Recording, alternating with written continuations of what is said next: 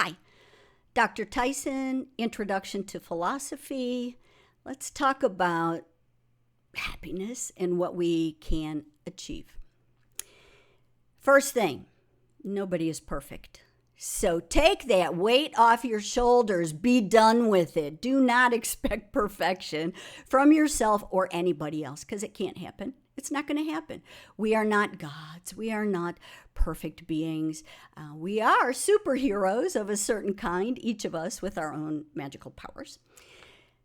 But you don't have to be perfect, and you don't have to even try to be perfect because that is not possible, and it will drive you crazy, and it will drive everybody else crazy. It's a little bit self-destructive. It's kind of a character flaw. So get rid of that perfectionism as far as yourself, your life, your family, your work, everything. Let go, let go. You already know it. You've heard it 100 times. Let's make the obvious obvious. Nobody's perfect. Okay? And you can bet that nobody will ever accuse you of being perfect. Okay, so we can let that one slide. The good thing is, if nobody expects you to be perfect, you don't have to be, and you don't have to judge yourself so harshly. Really take it off your shoulders and be excellent, because excellence is something you can achieve. We can all achieve. And let's face it, you're always happier when you do something well than when you do it badly, no matter what it is. Whether it is a meal that you make just for yourself. It turned out so well and I'm happy I'm eating, but I could eat just PB&J or just the peanut butter out of the jar. But I made something and it turned out well and I'm really happy about that and I'm proud of myself because I did the best I could do. It may be fixing your hair and your makeup and I'm like, okay, and it's filming backwards and I'm not sure about, but if it turns out well, I'm always happier. Not the bad hair day, to use a much dated example. On your job, always happier if you do an excellent job, if you do a good job, than if you really screwed up that time. Because you got to feel really bad about it. Think about this. If something bad goes wrong, if something happens and it's not the way it should have turned out, isn't it nicer if you can blame somebody else than have to take responsibility for it? So let's make good choices and make our lives happier lives by achieving excellence, and we can. The question is how? How? Well, obviously, you learned in mathematics, you learned in any sports you took, it is practice, practice, practice. You know that's true with reading. You know that's true with any course you take. Practice is a part of it. But I want to introduce a philosophical way of achieving excellence. It is believed by philosophers that we today might identify as idealists, that the achievement of excellence requires the understanding of an ideal, not just any whatever idea, but an ideal, I-D-E-A-L, which is like a model, a perfect type that really can only exist in our understanding, in our minds, like 100% perfection, okay? If you shoot for 100%, you can hit 98, 99, and sometimes 100. Not every day, not every class. But if you shoot for 100, you're going to do much better than if you shoot for, I'm okay with a C. Well, guess what? I got a D. Because you got to shoot high and land like an arrow. Aristotle says you got to have a target. Just like when you're shooting a bow and arrow. If you don't have a target with a bullseye, you could be shooting that arrow up or backwards or down at the ground and never even get close. So the understanding of what might be perfect gives me direction. And by following that direction, what I know is I can get better and better and better and better and continue to get better at whatever it is I want to get better at. I can be smarter. I can be kinder. I can be more generous, more thoughtful, more compassionate, more present in my life, present to the people I love, more loving. These are things that I will choose. It goes back to identity, but it also is true on the job. That may sound silly. Some people say, ivory tower, childish thinking, the world is hard. Oh, and it is. Living in the world is hard. There are too many challenges. People are out to get you, whatever it is, or just do enough to get by.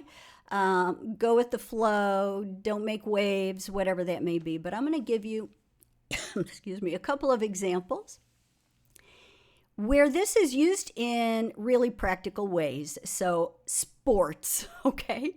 Sports. All sports are weighed, measured, valued at 100%. And just because I went to Boston College a long time ago, I'm going to use an older example. I'm going to use Boston Celtics. Larry Bird, one of my favorite players, as a player for the Celtics, not as a coach, not as a retiree. While he was playing for the Boston Celtics, Larry Bird had, at that time, the best free throw average in the NBA, in the history of the NBA, 80%. Now, I know we're beyond that now, but I'm going to stick with Larry Bird. 80%. Excellent work, excellent work. While he had that highest in the history of the NBA, 80% from the line, free throw shots, and while that was that record he was holding, he actually practiced that shot, the free throw shot, 3 hours every single day.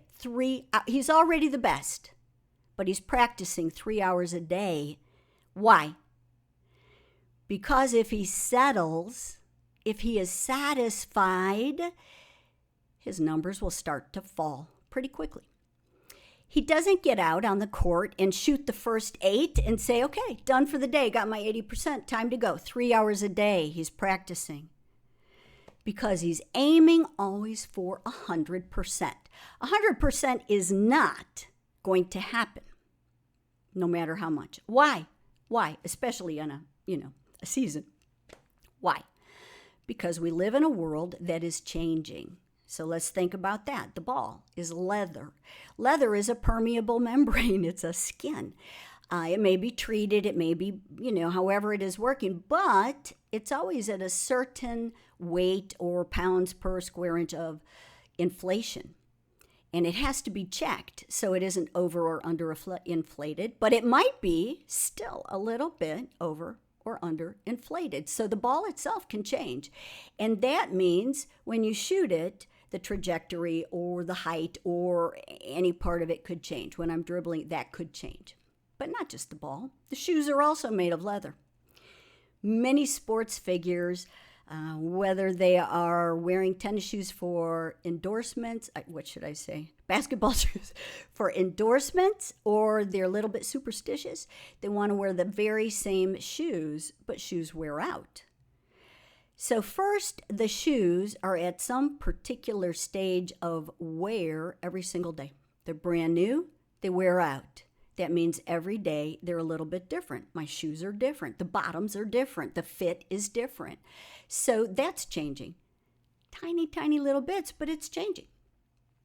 Think about the court. You might be playing on a beautiful parquet floor, or you might be playing on a cement floor, or that beautiful rubber now that they put on the top where you just get a little bit of bounce on top of a concrete. That's going to change the way that the player moves, their speed, the ball, little bit, but it's going to change. Think about playing at sea level in Boston or going to a mile-high stadium and the quality of the air, the way the air affects the ball, the way the air affects the movement of the ball, and the way the air affects the player. And when we're thinking about the travel involved in basketball, you got to be on a plane, and jet lag is a real thing. Changing time zones is a real thing. Being in an airplane with recirculated air, it really does affect even a professional player. Even a professional player can catch a cold, catch a flu, be going on, be coming off, and that's going to weigh into their strength throughout the game. So even when they're at the free throw line, it's going to affect their game. Okay, so you see where I'm going with this. That's the way life is. Changes, changes, changes, changes. And that, in fact, is what makes the game really exciting, and that's what gets the players millions of dollars. I'll tell you a secret. You may have heard it already, but it's true. I can put a basketball into the trunk of my car 100% of the time. I really can. But nobody pays me to watch. Why? It would be horribly boring. We want the excitement at the game, and we want that challenge and that excitement that makes us grow in our lives. We want that challenge of imperfection so that we can improve every day. That's what idealism is about. We're absolutely obsessed with statistics that are based on 100% that never reach 100% because that would make it terrible. We would not watch. I'm going to use another sports example because you might say, oh, that's just basketball. Another sports example, baseball. You start to understand how hard baseball is when you look at the statistics of a batter, okay, of a batter. Now, they do say 1,000, 100,000. So batting 1,000 is equivalent to batting 100%. You just move the decimal point. Batting 1,000 is perfection. Nobody can do it. In fact, if you can hit 30%, that's really good. And even a professional player, 400? 40%? Excellence is 40%? It is so far from perfection. That's still how it's measured. And you could get into that batting, 350, 380, or maybe I have one great game, but oh my gosh, baseball players play so many games. It's a hard game. And 40% for a batter is lifetime, is Hall of Fame, is more than the show, right? So that's what I'm trying to say. Think about the perfect you. You've heard that before. Visualize it, internalize it, understand it. I can be smarter. We all can. I can read more. I can understand more. I can get more involved. In what? In whatever I love. In whatever I love.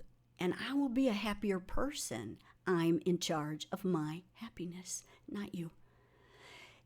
It's so important to recognize that as an adult, you are in charge of your own happiness. Stop looking for other people or other things to make you happy. That's never going to happen. And if you set somebody up to be the one who makes you happy, or your other half who fulfills your life and makes you whole and makes you happy, and you're trying to find the whatever it is to make you happy, you are in no shape to enter into a responsible relationship. Make yourself happy, and then you have something to give and something to share and something to really respect about yourself, even if nobody's watching.